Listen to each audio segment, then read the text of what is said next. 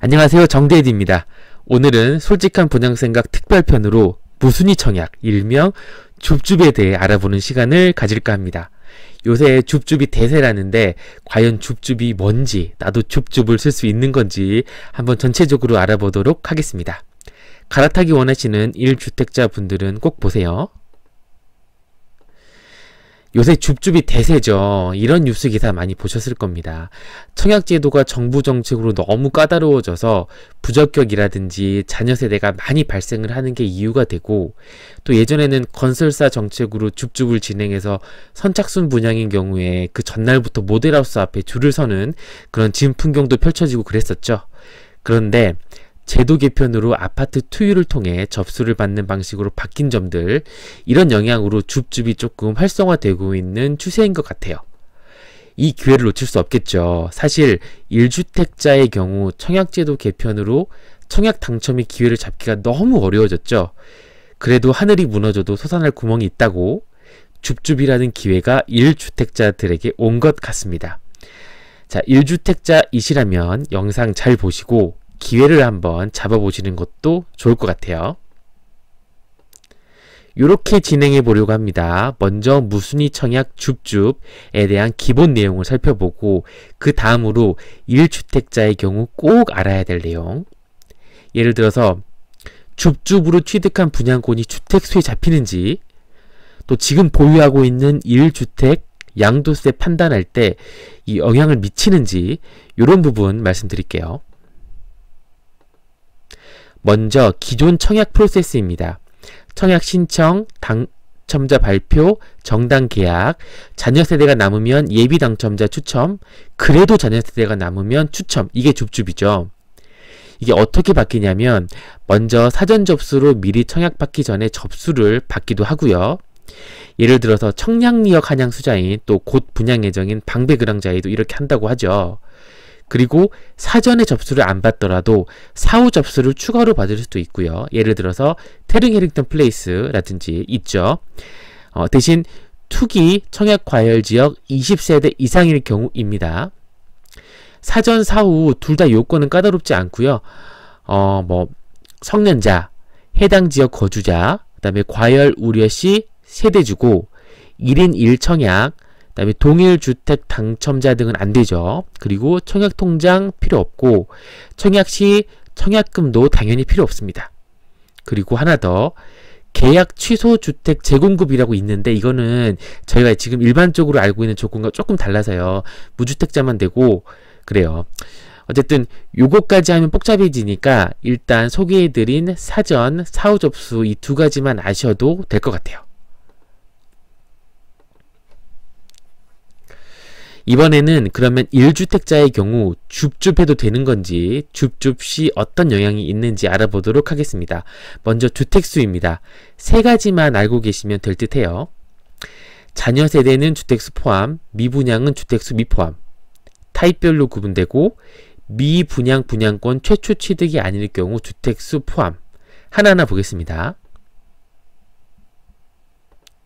먼저 주택 공급에 관한 규칙 제53조 10호를 보면, 주택 소유 여부를 판단할 때 분양권 등을 갖고 있거나 주택을 소유하고 있는 것으로 보되라고 나와 있죠.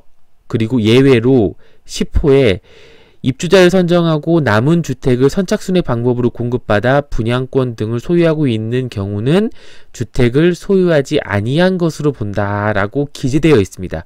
이 말을 해석하면 뭐냐면, 미달이 나지 않고 경쟁이 이루어진 세대 중에 남은 자녀 세대는 주택수에 포함하고, 자, 미달이 나서 미분양된 거는 주택수에 포함을 하지 않는다는 겁니다. 요거는 아까 2번 타입별로 구분됨이랑 같이 조금 더 설명을 드릴게요. 자, 이거는 국토교통부에서 제공하는 주택 청약 및 주택 공급제도 관련 자주 묻는 질문 FAQ 2019년 4월 9일자 최신 자료입니다. 분양권 주택 소유 여부 판단 예시에서 보시면, B유형은 100세대 공급인데 200세대 접수해서 경쟁이죠. 근데 80명만 정당 계약하고 20명이 자녀로 남았습니다. 자, 이 자녀 20은 미계약으로 줍줍한 케이스죠. 이 경우 이 20은 주택수 포함일까요? 아닐까요? 자, 경쟁이 있었죠. 또 미분양이 아니고 미계약분이니 이건 주택수 포함됩니다. 자녀세대 미계약분 주택수 포함이에요. C 유형은요. 자, 미달이고 미분양 50, 미계약 20을 줍줍한 거죠. 그러면 미분양분은 주택수 미포함이고 미계약분은 주택수 포함입니다. 이해되시죠? 자, D 유형도 자, 미분양분만 있어서 줍줍분은 주택 미포함입니다. 자, 그리고 여기 경쟁 발생 여부 판단은 주택 유형 타입에 대한 경쟁률을 말함이라고 나와 있죠. 이 말이 타입별로 본다는 거예요. 예를 들어서 59A 타입이 자녀 세대고 84B 타입이 미분양입니다. 그러면 줍줍할 경우에 59A 타입은 주택수 포함, 84B 타입은 주택수 미포함입니다. 이해되시죠? 자, 그리고 3번은 미분양 분양권을 최초로 계약한 사람에게 산 사람은 주택수 포함된다는 거고요. 여기 규칙 조항에 기재가 되어 있죠. 최초만 주택수 미포함인 겁니다. 자, 지금까지 주택수 인정되냐 안 되냐를 알아봤는데요. 1주택자에게 왜 주택수가 중요하죠? 당연히 지금 보유 중인 집을 양도세 비과세 받아야 되는데 이거 주택수 때문에 2주택자 되어버려가지고 양도세 폭탄 맞을까 두려운 거 그거죠. 양도세가 가장 무섭죠. 자, 분양권 주택수 포함은 청약시에만 적용되고요. 입주하기 전까지 분양권 상태죠. 이 잔금이나 이 등기 전에 이 분양권인 상태로는 양도세 적용이 되는 주택수에는 포함되지 않습니다. 그래서 기존 주택 양도세 폭탄 걱정은 안 해도 됩니다. 자, 이제 1주택 분들도 줍줍에 좀 관심이 생기시죠? 자, 마지막으로 중도금 대출 알아보겠습니다. 보통 자녀 세대로 나오는 물량은 중도금 대출 허그 보증이 안 되는 9억 초과 주택이 많을 것입니다. 뭐 중도금 대출이 안 되는 건 어쩔 수 없고요. 그래도 9억 미만 중에도 자녀 세대가 나오는 경우가 있긴 하죠. 자, 줍줍으로 9억 미만의 아파트에 당첨됐다. 그러면 중도금 대출을 받아야 하는데요. 먼저 1주택자의 경우는 기존 주택 처분 조건으로 40% 중도금 대출이 가능합니다. 단 아주 가끔씩 40% 안 되는 은행도 있긴 해서 만일 당첨되시면 계약 전에 문의해 보시는 거 추천드려요. 여기서 헷갈리는 거. 자, 무조건 집 처분을 해야 하냐라는 거죠. 아닙니다. 말씀드렸듯이 중도금 대출을 받기 위해서만 처분하면 되는 겁니다. 이게 913 대책에 나와 있어요. 만일에 중도금 대출 안 받고 내가 다 중도금 낼 수 있어 라고 하시면 기존 주택 처분 안 하셔도 됩니다. 그러니까 이게 왜 헷갈리시냐면 처분 조건부 당첨이랑 헷갈리시는 거거든요. 그거는 줍줍이 아니고 청약을 지원할 때 처분 조건을 쓰시고 지원하신 경우에 당첨되셨을 때만 적용되는 거지 줍줍에 적용되는 거 아닙니다. 참고해 주세요. 그리고 하나 더. 지금 예전 분양권이 있어서 중도금 대출 받고 있으신 경우가 있어요. 예전 분양권은 주택수 포함이 안 되므로 1주택자 분들 중에 1주택, 주택수 포함 안 되는 분양권 이렇게 2개 갖고 계시는 분들도 있으신데요. 자, 이거 분양권에 중도금 대출 껴있는 경우가 있습니다. 이거는 제가 분양 중도금 대출편에 조금 말씀드린 내용인데 요 위에 관련 영상 뜨죠.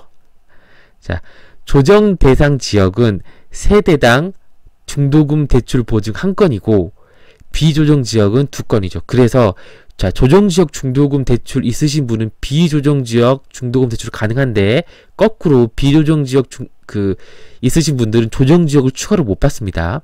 그래서 기존 중도금 대출 조정지역이 있고 줍줍한 지역이 또 조정지역이에요. 그러면 중도금 대출 안 나옵니다.